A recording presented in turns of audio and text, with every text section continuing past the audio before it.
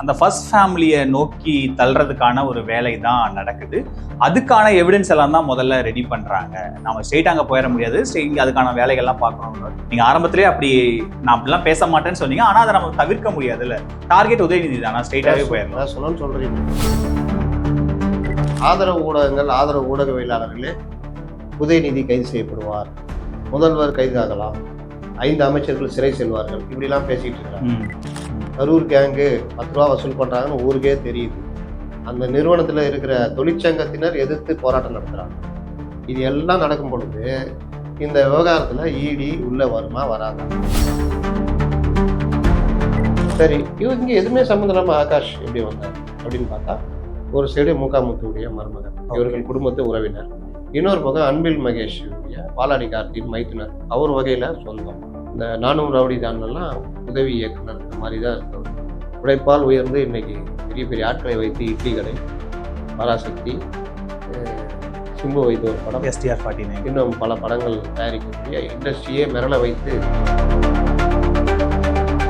2016 இப்போ வரைக்குமான புகார்கள் 41 எஃப்ஐஆர்கள் லஞ்ச ஒழிப்புத்துறை பதிவு செய்து வைத்திருக்கிற எஃப்ஐஆர். குறிப்பாக IAS அதிகாரி MD விசாகன்கிட்ட கைப்பற்றின அந்த 3 செல்ஃபோன்கள், அதனுடைய குளோனிங், அவங்கள்ட்ட கிட்ட என்னன்னா நம்பர் 1 ஃபாரன்சிக் சயின்ஸ், அந்த இதெல்லாம் சைபர் கிரைம் சம்பந்தப்பட்ட இது எல்லாமே அவர்கள்ட்ட இருக்கு. அப்போ இந்த மாதிரி விஷயங்களை கண்காணித்து இதை பண்ணுகிறது யாருன்னா, இப்போ DRO ரேஞ்சில் அதிகாரிகளை போடுவாங்க. அவங்க மாவட்ட அளவில் டாஸ்மார்க்குடைய பொறுப்பாளர்களாக இருப்பாங்க. இவங்க இந்த விஷயங்கள்லாம் கண்காணித்து நடவடிக்கை எடுத்துகிட்டு இருப்பாங்க.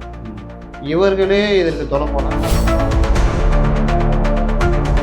ரெய்டு சட்டவிரோதம் அறிவிக்கணும், இது ரெய்டே பண்ணக்கூடாது, தடை விதிக்கணும், இப்படிலாம் தள்ளி போடலான்னு பார்த்தாங்க. அதெல்லாம் மீறி வந்ததுடைய விளைவு என்னன்னா, விசாகன் கை காமிச்சிட்டாரு.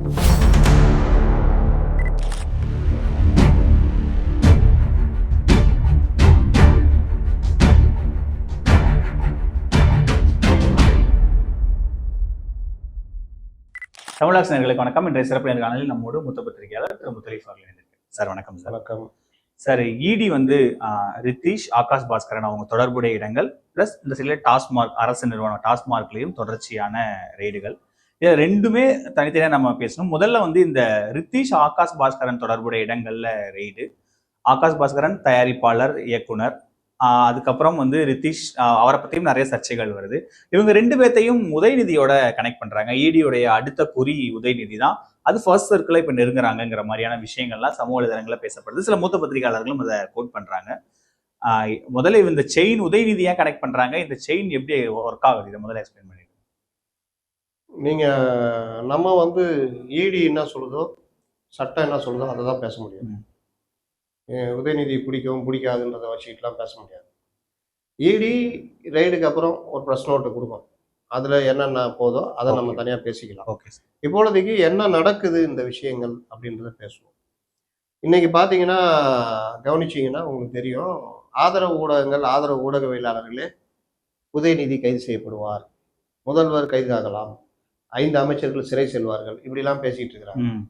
அப்போ சமீப காலமாக ஊடகங்களை கொஞ்சம் எனக்கு என்னன்னு பேசுறதெல்லாம் பார்க்கணும். இது எப்பவுமே சரியில்லைன்றதான் என் போன்ற ஒரு வாதம். நீங்க என்ன ஃபேக்ட் இருக்கோ அதை சொல்லிட்டு போகணும். தேவையில்லாத நமக்கு பிடிக்காத ஒருத்தர் இருக்கும், அவர் மேலேயும் வரும், அவரையும் கைது செய்வார்கள், அவரை சம்மனுக்கு கூட இப்படிலாம் சொல்றது எப்படிங்கன்னு கேட்டா தெரியாது. கேட்டா ஏதோ ஒன்று சொல்லுவாங்க. அதனால நம்ம அதுக்குள்ள போக வேண்டாம். இது எப்படி வருது? டாஸ்மார்க் கவர்மெண்ட், இது டாஸ்மார்க் கார்பரேஷன் ப்ளஸ் அரசு.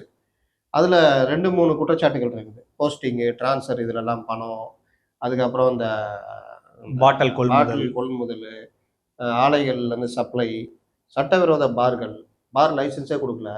ஆனால் அது டிரான்ஸ்போர்ட்டில் உங்களுக்கு டெண்டரில் சிங்கிள் டெண்டரே ஓகே பண்ணுறாங்க. சிங்கிள் பிட்டு நீங்கள் ஒரு 5 பேர் 4 பேர் அட்லீஸ்ட் 2 பேர் மோதி இவர் கொடுத்தோன்னு கூட கிடையாது. ஒருத்தரே இது பண்ணுற மாதிரி 100 கோடி ரூபா டெண்டர் அப்படின்னு இடி சொல்லுது. அப்போ இந்த மாதிரி விவகாரங்கள்லாம் தொடர்ச்சியாக உங்களுக்கு லஞ்ச ஒழிப்புத்துறையில் புகார்களாக பதிவு செய்யப்படுது. இது புகார்கள் 2016 இப்போ வரைக்குமான புகார்கள் 41 எஃப்ஐஆர்கள் லஞ்ச ஒழிப்புத்துறை பதிவு செய்து வைத்திருக்கிற எஃப்ஐஆர்கள். ஓகே. பொதுவாக இடி எனக்கு என்னன்னு உள்ள வந்துட முடியாது. இடி பார்த்துக்கிட்டு இருக்குது. இதுல இவ்வளோ பணம் ஜென்ரேட் ஆகுதுன்னு ஒரு சந்தேகம் வருது. இடிக்கு லெட்டர் போகும்ல. பாட்டில் 10 ரூபா வாங்குறாங்க, ஒரு நாளைக்கு 10 கோடி, மாசத்துக்கு இவ்வளோ, வருஷத்துக்கு இவ்வளோ, இப்படிலாம் பணம் ஜென்ரேட் ஆகுது, இதுல இவ்வளோ, இதுல இவ்வளோன்னுலாம் வருது இல்லை. கண்டிப்பா. அப்போ அந்த இதெல்லாம் வச்சு இடி வந்து நேரடியா இந்த மாதிரி லெட்டர்லாம் வந்திருக்குன்னு வர முடியாது. அப்போ அவங்க எப்படி வராங்க? இந்த வழக்குகள் இருக்கு. இந்த வழக்கை பேஸ் பண்ணி இதுல பணம், இதுல வர்ற பணம் சட்டவிரோதமாக குவிகின்ற ஆயிரக்கணக்கான, நூற்றுக்கணக்கான கோடி ரூபாய் குவிகின்ற பணம். அந்த பணத்தை நீங்க வச்சுக்கிட்டு ஒன்றும் பண்ண முடியாது. அது ஏதோ ஒரு வகையில் உங்களுக்கு எப்பவுமே சிக்கல். அதை வெள்ளையாக மாற்றுகின்ற வேலைகள், மணி லாண்டரிங். இது நடக்குது அப்படின்னு ஒரு பிரச்சனை வரும்பொழுது தான் இடி உள்ள வரும்.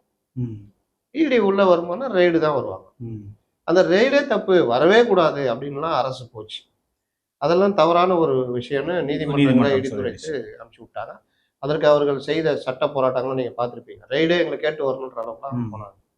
அதுக்கப்புறம் நீதிமன்றம் நீங்க ப்ரொசீட், நீங்க உங்க வேலையை பாருங்க, நீங்க அதெல்லாம் கரெக்டாக தான் இருக்குது அப்படின்னு இதை மீண்டும் மீண்டும் இடி தரப்புல நிரூபிக்க வேண்டியதாக இருந்தது. பிஎம்எல் ஆக்ட் 17 பிரகாரம் எங்களுக்கு இந்த உரிமை இருக்கு, அது இதுன்னு ஒவ்வொரு தடவையும் நிரூபிச்சு கடைசியில் அது வந்துடுச்சு. இந்த நேரத்தில் தான் அந்த இடி ரெய்டு போன நேரத்தில் எடுக்கப்பட்ட இது, குறிப்பாக ஐஏஎஸ் அதிகாரி எம்டி விசாகன்கிட்ட கைப்பற்றின அந்த 3 செல்போன்கள், அதோடைய குளோனிங். அவங்கள்ட்ட இடி கிட்ட என்னன்னா நம்பர் 1 ஃபாரன்சிக் சயின்ஸ், அந்த இதெல்லாம் சைபர் கிரைம் சம்மந்தப்பட்ட இது எல்லாமே அவர்கள்ட்ட இருக்கு. அது கூட ஒரு நாள் நம்ம உட்காந்து பேசலாம், அவ்வளோ விஷயங்கள் இருக்குது. நீங்கள் உங்கள் ஃபோன் ஓப்பன் பண்ணி கொடுத்தீங்கன்னா ஃபுல்லாக க்ளோன் பண்ணி எடுத்துருவாங்க. ஃபோன் உங்கள்கிட்ட தான் இருக்கும், அவங்க உள்ள என்ன எல்லாத்தையும் எடுத்துருவாங்க. அதுதான் அந்த க்ளோனிங் ஆப்ஷனே. ஆமாம், அந்த வசதி இடிகிட்ட இருக்குது. ப்ளஸ் நீங்கள் உங்கள் ஐபி அட்ரஸ், நீங்கள் என்னென்ன பண்ணி எல்லாம் வந்துடுங்க. ஒன்ஸ் நீங்கள் இப்போ ஒரு செல்ஃபோன் எடுக்கிறீங்கன்னா அதில் நீங்கள் ஒரு மெயில் ஐடி போட்டு தான் ஆகணும். அந்த மெயில் ஐடி நீங்கள் வழக்கமாக பயன்படுத்துகிற மெயில் ஐடி தான் இருக்கணும். இல்லாட்டி உங்கள் கான்டாக்டே அதில் இருக்காது. கான்டாக்டே நீங்கள் மெயில் ஐடி தான் சேவ் பண்ணுங்க. எல்லாமே க்ளவுடில் தானே இருக்குது. க்ளவுடில் தான் இருக்குது. அப்போ அந்த மெயில் ஐடி தான் நீங்கள் உபயோகப்படுத்துவீங்க. இல்லை நான் ஏமாற்றணும் அப்படின்ட்டு புதுசாக ஒரு மெயில் ஐடி கிரியேட் பண்ணி புதுசாக ஒரு செல்ஃபோன் வாங்குறீங்கன்னு வச்சுக்கோங்க, அது காட்டி கொடுத்துரும். அந்த மெயில் ஐடி எப்போ கிரியேட் பண்ணாங்க, இந்த செல்லு எப்போ, அப்போ இதற்கு முன்னாடி இந்த மெயில் ஐடி உருவாக்குன மெயில் ஐடிக்கு ஒரு ரெக்கவர் மெயில் ஐடி போடுவீங்க. அது வந்து உங்கள் மெயில் ஐடி தான் இருந்து ஆகணும். இல்லை ஏதோ ஒரு வகையில் நீங்கள் மெயில் ஐடி இது பண்ணணும். இப்போ இந்த மாதிரி விஷயங்கள்லாம் இவங்க அந்த அளவுக்குலாம் இவங்க புத்திசாலிகள் அல்ல. டெக்னிக்கலாக அப்கிரேட். நம்மக்கிட்ட எங்கே வரப்போகுது இடி, நம்மள்ட்ட என்ன வரப்போகுதுன்னு தான் இருப்பாங்க. அப்போ அந்த டிரான்சாக்ஷனு மற்ற விஷயங்கள் எல்லாமே எனக்கு என்னென்னு வெளிப்படையாக அப்படி போய்கிட்டு இருக்கும். இது மாதிரி வர்ற பணம் வந்து அதை ஒயிட் ஆக்குற வேலை அதான் மணி லாண்டரின்னு வாங்கல. அப்போ என்ன பண்ணலான்னு, அப்போ அந்த பணத்தை வச்சு நம்ம சினிமா, ஒரு சம்மந்தமே இல்லாத ஒரு பெரிய கோடீஸ்வரர், அவருக்கு வந்து அவரு இண்டஸ்ட்ரியில் அவர் எவ்வளோ பெரிய ஆள், மருமக எவ்வளோ பெரிய ஆள் அப்படின்னு இப்போ அவர்கிட்ட போகுது, அவர் பணம் எடுக்கிறாரு அப்படின்றப்போ யாருக்கும் சந்தேகம் வராதுல்ல. அப்போ அந்த மாதிரி இந்த பணம் ஃப்ளோ ஆயிருக்கு. டாஸ்மார்க்ல இருந்து எடுத்த பணம் தான் இங்க வேற ஏங்க இடி இவங்க கிட்ட போறாங்க. இப்ப வேற ரைடு. ஆனா இனிஷியலா 2 தனித்தனி ரைடுன்னு தானே ரிப்போர்ட் ஆச்சு செய்திகள். இல்ல எப்படி நீங்க அப்ப அதுக்கு ஏதாவது ஒரு இது இருக்கணும், சம்பந்தம் இருக்கணும்ல. இந்த நான் சொன்னேன்ல, ஏதாவது ஒரு ப்ரிடிகேட்டட் அஃபென்ஸ் இருக்கணும். ஒருவேளை பாஸ்கரன், ஆகாஷ் பாஸ்கரன் வந்து அமலாக்க இது வருமான வரித்துறை அவர் வீட்டுல எல்லாம் ரைடு போச்சு, அந்த ரைடு அடிப்படையில இடி உள்ள வந்தாங்க அப்படின்னா ஏதாவது அதுக்கு மாதிரி போன மாதிரி இது வரைக்கும் இல்லையே. ரெண்டாவது இது சம்பந்தப்பட்ட விஷயங்கள் நடக்கும் போது தான் சேர்ந்து நடக்குது.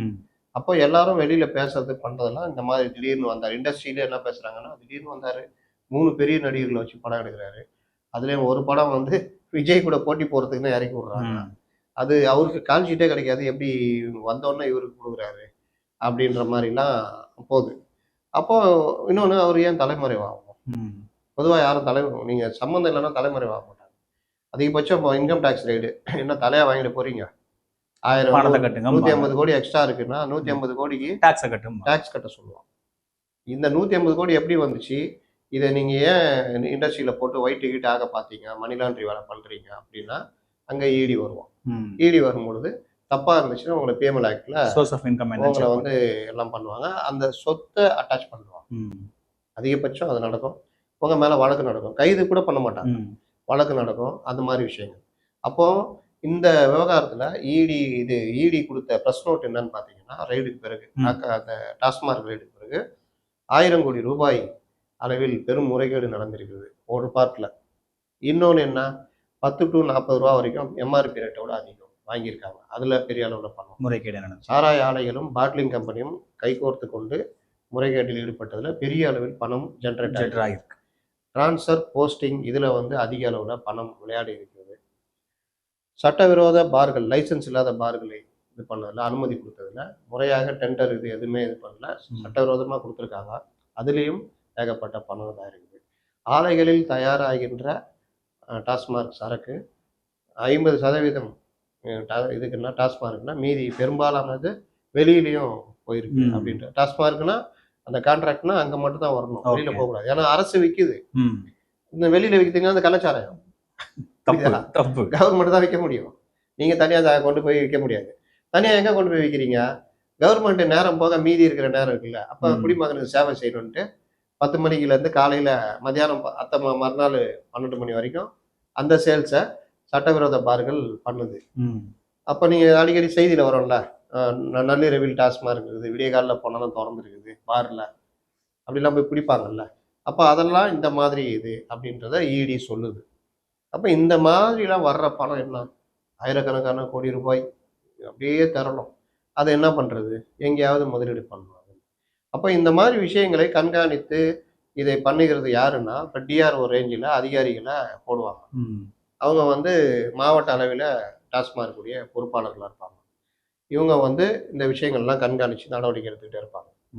இவர்களே இதற்கு துணை போனால், இப்போ இடி எடுத்து நடத்தின ரைடில் இவர்கள் எல்லாருடைய அந்த செல்ஃபோனு மற்ற விஷயங்கள் எல்லாம் கிட்டத்தட்ட தலைமை அளவில் ஒரு 4 அதிகாரிகள் இருக்கிறாங்க. சங்கீதான்னு ஒரு பெண் அதிகாரி, சீனிவாசன் ஒருத்தர், இன்னொருத்தர் முருகன் நினைக்கிறேன், துரை ஏதோ ஒன்று வரும், ப்ளஸ் விசாகன் ஐஏஎஸ் அவர் தான், மற்றவங்களாம் டிஆர்ஓ மற்ற ரேஞ்சில். அப்போ இவர்கள் எல்லோருமே இவர்கள் விட்ட இருந்த எடுத்த டீட்டெயில், இவர்களுடைய செல்ஃபோனு, இவர்களுடைய ஐபி அட்ரஸ், இவருடைய மெயில் ஐடி, இவர்களுடைய டிரான்சாக்ஷனு மற்ற விஷயங்கள் எல்லாவற்றையுமே அப்படியே கபலீகரம் பண்ணிட்டாங்க. இது இல்லாமல் டாஸ்மார்க்குடைய பில்லு மற்ற இது நிறுவனங்கள் நடத்துகிற சோதனையில் எவ்வளோ வந்திருக்குது, போயிருக்குது, டிரான்ஸ்போர்ட்டில் என்ன, அது என்ன, இது என்ன, அது தனி. அப்புறம் ஒவ்வொரு ஆலைகள் எஸ்என்ஜி இந்த மாதிரி ஆலைகளில் போய் நடத்துகிற எவ்வளோ நீங்கள் தயாரிச்சாங்க, எவ்வளோ வந்திருக்குது, வெளியில் எவ்வளோ போயிருக்கு, போகக்கூடாதுல்ல. கரெக்டு. 100 பீர் பாட்டில்னா 100 இங்கே வந்திருக்குது, இல்லை ஒரு 95 போயிருக்குது, 5 டேமேஜ் ஆகிடுச்சு, அதுக்கான எதுவுமே இல்லை. அப்போ 100ல் 50 போயிருக்குது, அப்போ 50 எங்கே? 100 தயாரிச்சிருக்கீங்க, 50 இங்கே போயிருக்கு, மீதி 50 எங்கே? இந்த மாதிரி விஷயங்கள் எல்லாமே வந்து பார்த்தீங்கன்னா உங்களுக்கு கணக்கில் வருது. அப்போ இதில் வர்ற அபரிதமான பணம் டிரான்சாக்ஷன் ஆகுது. விசாகன் அவர்கிட்ட ஏகப்பட்ட டீட்டெயில்ஸ் கேட்டிருக்காங்க. கிட்டத்தட்ட அவர் பல விஷயங்களே ஓப்பனாக சொல்லிவிட்டு அப்ரூவர் ஆகிறதாங்க. அப்ரூவர்னா என்ன அர்த்தம்னா, ஐயா கை தூக்கிறது, எனக்கு தெரியாது ஐயா இதான் ஐயா. அதில் அவர் சொன்ன பேர் தான் அந்த ரித்தீஷ் ஆர் ரதீஷ் அவருக்கு. அப்போ அவர் யார் அப்படின்னு பார்த்தா, அவர் உதயநிதியுடைய இளம் வயது நண்பர், எல்லாம் ஒன்றா சின்ன வயசில் விளையாடுவாங்க வந்தவங்க, அந்த நண்பர். அவருக்கு கூட இருக்கிற ஒரு நண்பருக்கு நண்பர் யாருன்னா அந்த கேசவ், இந்த மாதிரி ஆட்கள். அவர்கள் யாருன்னா பார்த்தா பெரிய பெரிய கான்ட்ராக்ட் கல்வித்துறையில், இந்த சிசிடிவி, தமிழ்நாடு ஃபுல்லாக சிசிடிவி இது, இந்த மாதிரி பல விஷயங்களில் அவங்க சம்மந்தப்பட்டிருக்கிறாங்க. அது ஒரு பார்ட். அவங்க விட்டு அவங்க இதில் ரைடு போச்சு. சரி, இவங்க எதுவுமே சம்மந்தம் இல்லாமல் ஆகாஷ் எப்படி வந்தார் அப்படின்னு பார்த்தா, ஒரு சைடு முகாமுத்துடைய மருமகன், இவர்கள் குடும்பத்து உறவினர். இன்னொரு பக்கம் அன்பில் மகேஷுடைய வாலாடி கார்த்தியின் மைத்துனர், அவர் வகையில் சொந்தம். 2 வகையிலையுமே இன்னைக்கு அவங்க தான் இன்னைக்கு திக்கு எல்லாமே. அப்போ 2 வகையிலுமே உருவானவர் இவர். சாதாரணமாக நீங்கள் பார்த்தீங்கன்னா இந்த நானும் ரவுடி தான்லாம் உதவி இயக்குனர் இந்த மாதிரி தான் இருந்தவர்.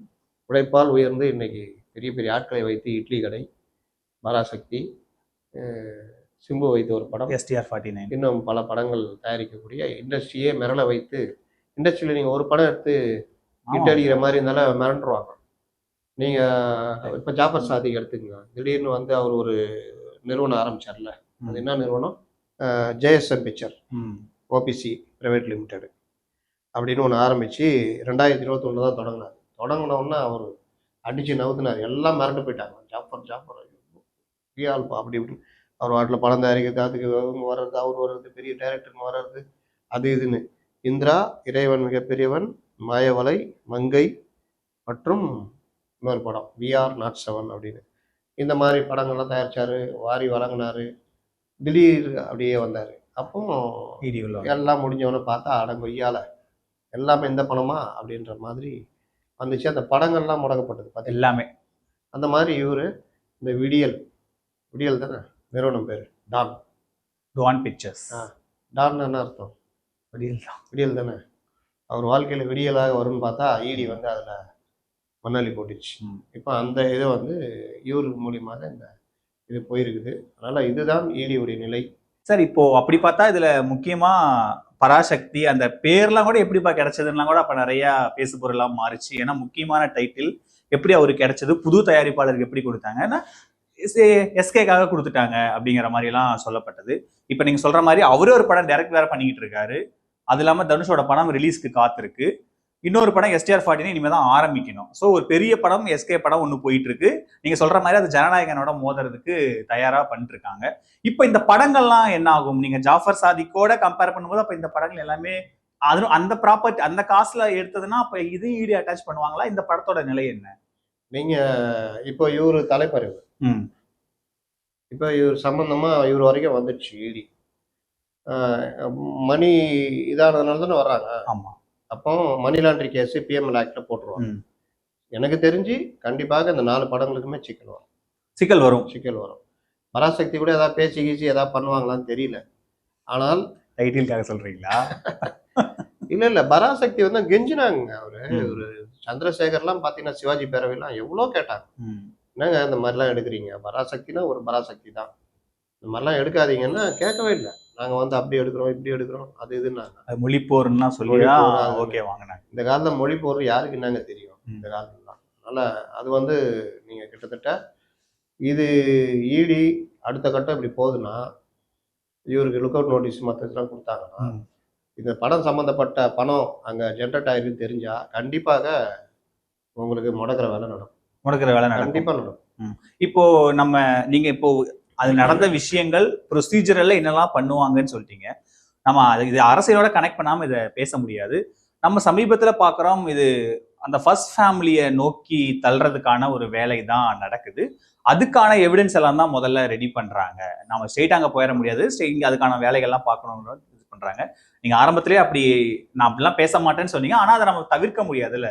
டார்கெட் உதயநிதி தானா? ஸ்ட்ரெயிட்டாவே போயிடலாம். சொன்னு சொல்றீங்க. டார்கெட் உதயநிதி தானா? அதாவது 2 விஷயமா இதை பிரிச்சுக்கலாம். ஒண்ணு வந்து அரசியல் ரீதியாக கம்முன்னு இருக்கிறதுக்கு அவங்க ஒன்றும் இது கிடையாது. நீங்க இருந்தாலும் அந்த வேலையை தான் பண்ணுவீங்க. காங்கிரஸும் அந்த வேலையை தான் பண்ணியிருக்கு. அப்போ அந்த மாதிரி அவங்க எதிர்பார்த்துட்டு இருக்க நேரத்துல இப்ப நீங்க நான் சிம்பிளா ஒரு உதாரணத்தோட சொன்னா உங்களுக்கு புரியும். நீங்க பைக்ல போறீங்க, மீடியா ஒரு லோக்கல் இன்ஸ்பெக்டர் மடக்குறாரு. மடக்கும் போது அவரை மறைச்சிடுறீங்க. எஸ்ஐன்னு வச்சுங்க, இன்ஸ்பெக்டர் கூட வேணாம், மறைச்சிடுறீங்க. யார் நான் மீடியாவில் இருக்கிறேன் அப்படி இப்படின்ட்டு போயிடுறீங்க. கூட நான் 4-5 நண்பர் நாங்களாம் வந்து குதிச்சிடுறோம். கௌதமியே கை வச்சிட்டியா நீ அப்படி இப்படின்னு அவர் அவமானப்படுத்திடுறோம். அவர் என்ன பண்றாரு, கம்முன்னு இருந்துடுறாரு. சரி மீடியாவில் இருக்கிறப்பல கௌதம் அவர் பார்த்துக்கிட்டே இருக்காரு. ஒரு நாள் நீங்களே போய் தலையை கொடுக்குறீங்க. ஒரு லேடியை பப்ளிக்ல போட்டு ஏதோ ஒரு விஷயத்துல இதே திமுறில் மீடியா திமுறில் அடிச்சிடுறீங்க. அதை வீடியோ எடுத்துடுறாங்க. சம்பந்தப்பட்ட ஸ்டேஷனுக்கு போகுது, அந்த எஸ்ஐ கிட்டே போகுது. விடுவாரா? விட மாட்டாரு. என்னென்ன செக்ஷனுக்கு ஏதோ உமன் ஹராஸ்மெண்ட் அது போட்டு எல்லாத்தையும் நான் அவைலபிள் போட்டு அவங்களை பிடிச்சி ரிமாண்ட் பண்ற வரைக்கும் பண்ணுவாப்புல. ஸ்பெஷல் கவனிப்புகள் வேற ஸ்டேஷன்ல கிடைக்கும். அப்போ போய் நாங்க வந்து பண்ண முடியுமா? பந்தா பண்ண முடியுமா? யாருக்கிட்ட? மீடியா நண்பன் அப்படின்னு பண்ண முடியுமா? கண்டிப்பா முடியாது. அப்படியா? நீ வரியா? 353 போட்டுக்குவா, போலீஸாரை பணி செய்ய விடாமல் தடுக்கணும்னா ஐயோப்பா ஏதாவது இது பண்ண பார்த்து அடிக்கூடாதையா அப்படி இப்படின்ட்டு வந்துடும். முடிஞ்சா சரி இதை அப்படியே எக்ஸ்பேண்ட் பண்ணுங்க. அவங்க காத்துக்கிட்டு இருக்கிறாங்க. நீங்க தலையை கொடுக்குறீங்க. உங்களது தானே நிறுவனம், தமிழ்நாட்டுடைய டாஸ்மார்க் நிறுவனம் தானே அது. அதில் பண்றீங்க, அதுக்கு அதிகாரி போடுறீங்க. இந்த மாதிரிலாம் நடக்குதுன்னு புகார்கள் வருடம் பூரா வந்துகிட்டு இருக்குது. கரூர் கேங்கு 10 ரூபா வசூல் பண்றாங்கன்னு ஊருக்கே தெரியுது. அந்த நிறுவனத்துல இருக்கிற தொழிற்சங்கத்தினர் எதிர்த்து போராட்டம் நடத்துறாங்க. இது எல்லாம் நடக்கும் பொழுது இந்த விவகாரத்துல இடி உள்ள வருமா வராதா? ஏற்கனவே 41 எஃப்ஐஆர் இருக்கு. அப்போ அந்த எஃப்ஐஆரை பேஸ் பண்ணி வருவாங்கன்னு தெரியுமா தெரியாதா? அவங்களுக்கு அதானே தேவை. வந்துட்டாங்க, ரைடு விட்டா அவ்வளோ விஷயங்கள் வெளியில வருது. அப்போ நீங்க எவ்வளோ ஈஸியா இந்த விஷயத்தெல்லாம் வெளியில வச்சிருக்கீங்க. இப்போ விசாகன் அவர் தான், அவரு கிட்டத்தட்ட ஒப்பிச்சிட்டாரு. போட்டு தோப்புக்கறனா என்னங்கன்னு போட்டாப்ல, எல்லா மேட்டரும் சொல்லிட்டாரு வச்சுக்கோங்க. சங்கீதா அந்த அம்மாவையும் விசாரிச்சுட்டாங்க. இன்னைக்கு சீனிவாசன் யாரோ ஒருத்தர், ஒரு அந்த உயர் அதிகாரி, அவரு இதுக்கு முன்னாடி இன்னொரு எல்லாரையுமே கூப்பிட்டு சம்மன் கொடுத்து கூப்பிட்டு விசாரிச்சுட்டு இருக்காங்க. இல்லை விசாகன் வீட்டில் ரெய்டு போயிருக்கு, சங்கீதா வீட்லேயும் ரெய்டு போகலாம், போகாமலும் போகலாம், மற்ற அதிகாரி வீட்டில் ரெய்டு போகலாம், போகாமலும் போகலாம். அப்போ இது எல்லாம் இருக்கும்போது எவ்வளோ டீட்டெயில் எடுப்பாங்க. இதுக்கு தான் இவர்கள் பதறி போய் ரெய்டு சட்டவிரோதம் அறிவிக்கணும், இது ரெய்டே பண்ணக்கூடாது, தடை விதிக்கணும், இப்படிலாம் கொஞ்சம் தள்ளி போடலான்னு பார்த்தாங்க. அதெல்லாம் மீறி வந்ததுடைய விளைவு என்னன்னா, விசாகன் கை காமிச்சிட்டாரு இவர் தான் அப்படின்னு. அப்போ அந்த ரத்தீஷ்ன்றவர் இன்னைக்கு ஏன் இல்லை, தலைமுறை விசாரணைக்கு ஏன் ஒத்துழைக்கல, ஏன் தலைமறைவாகிறார், இது முக்கியமான கேள்வி. இப்போ அவங்க வீட்டை சீல் வைத்ததா சொல்றாங்க. இப்போ அவரை பிடிச்சா அவர் யாரை கை காட்டுவார்? இதை தான் ஒரு இது பண்ணி நேரடியாக உதயநிதி கிட்ட வர்றாங்க. இதற்கு பதில் சொல்ல வேண்டிய கடமை உதயநிதிக்கு இருக்குது. இந்த மாதிரி விஷயங்கள்லாம் சொல்றாங்க, எனக்கும் இதற்கும் சம்பந்தம் இல்லை, அமலாக்கத்துறை அதோடைய நடவடிக்கை எடுத்தால் அது என்ன ஆகுதோ அது ஆகட்டும், மாநில சுயாட்சி மத்தியில் கூட்டாட்சி ஏதாவது ஒன்று பேசிக்கிட்டோம். ஆனா மௌனமா இருக்கிறாங்க. ஆனா இந்த பத்திரிகைகள் பார்த்தீங்கன்னா 3 வருஷம் எனக்கு நேரம் கம்முன்னு இருந்தாங்களா, இப்போ அப்படியே ஆரம்பிச்சிருக்காங்களா, 4வது வருஷம் முடிஞ்சு இந்த விவகாரம் வரும்போது கொஞ்சம் ரொம்ப பேசுறாங்க, இது எல்லாம் போகுது. அதனால இப்போ அவரு வந்து மாட்டினாருன்னா அவர் யாரை கை காட்டுவாருன்னு தெரியாது. அதனால நம்ம உக்காந்துட்டு இவர் தான் அவர் தான் நம்ம சொல்ல முடியாது. ஒரு தேர்தல் நெருங்க நெருங்க ஒருவேளை இன்னும் அது தீவிரமாகுமா சார் இந்த விவகாரம்? இது தீவிரமாவது தேர்தல் அரசியல்னு முடி போடுறத விட இந்த மாதிரி தவறு நடந்திருக்கு, இந்த மாதிரி தவறு செஞ்சுட்டு எனக்கு என்னன்னு ஓப்பனா அந்த படத்துல இருந்து அந்த படம் எடுக்கிறாங்க, இந்த மாதிரிலாம் பண்றாங்கன்னா இது யார் தவறு அப்படின்ற பக்கம் யாருமே பார்க்க மாட்டேங்கிறாங்க. ஓகே, எல்லாம் எப்படி பாக்குறாங்கன்னா இது தேர்தலா, அப்ப பிஜேபி விடாதா, இப்படிலாம் பண்ணுமான்னு. இது நீங்க நான் ஏற்கனவே பேசியிருக்கேன், ரெய்டு இந்த மாதிரி விஷயங்கள்லாம் இன்னைக்கு ரெடி பண்றது இல்லையா. இன்னைக்கு ரைடுனா 3 மாசம் முன்னாடி இருந்த இந்த ஒர்க் நடந்திருக்கும். ஓகே. இன்னொன்னு நீங்க இங்க தப்பு நடந்தா மட்டும் தான் வர முடியும். ஏதாவது ஒரு மூல வழக்கு இருந்தால் மட்டுமே வர முடியும். இப்ப என்ன பண்றாங்க, இந்த 41 வழக்குகளையும் வேக வேகமாக குவாஷ் பண்ணுகிற வேலை பண்றாங்கன்னு நம்ம சொல்ல ஒருத்தர் பொதுநல வழக்கு போட்டிருக்காரு. அந்த டாஸ்மாக் மேல இருந்து அந்த 41 வழக்கு இருந்தாதான்றா வருவ உள்ளக்க, வழக்கே இல்லாம பண்ணிட்டா எப்படி வருவேன்? அது ஈடிக்கு நடந்திருக்கு. இப்போ இவரு செந்தில் பாலாஜி மேட்டர்லயே ஐயா பணத்தை திருப்பி கொடுத்துட்டேன் ஐயா, வழக்கை க்ளோஸ் பண்ணிட்டாங்க. ஐயா நானு நீயா, அதான் வழக்கே இல்லையே கிளம்பு அப்படின்ட்டாங்க. அப்புறம் அது உச்ச நீதிமன்றத்துல அந்த வழக்குக்கு மறுபடியும் உயிர் வந்து மறுபடியும் ஈடி உள்ள வந்தேன்னு வச்சுக்கோங்க. அப்போ ப்ரெடிகேட்டட் அஃபென்ஸ் இருக்கணும். ஓகே. அப்ப அதுக்கான அஃபென்ஸ் இங்க என்னது, இவங்க லஞ்சம் போட்டா 41 எஃப்ஐஆர் தான், 41 எஃப்ஐஆரையும் க்ளோஸ் பண்ணிட்டா முகாந்திரமே இல்லைன்னா எப்படி உள்ள முகாந்திரமே இல்லைன்னா நீ வர முடியாது, அப்போ கிளம்புன்றாங்க.